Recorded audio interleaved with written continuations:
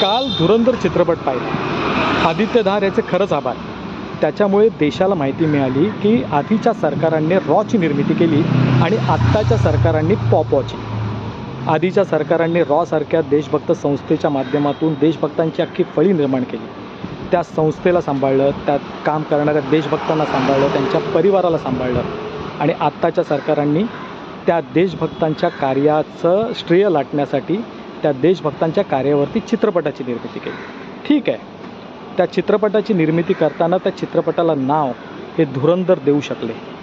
आधीच्या सरकारने जी संस्था बनवली होती त्या संस्थेत काम करणाऱ्या देशभक्तांच्या कार्याचा गौरव धुरंधर या नावाने येऊ शकतो।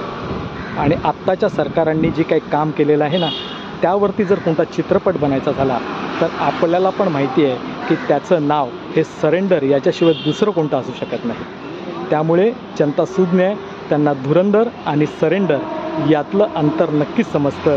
जय हिंद, जय महाराष्ट्र।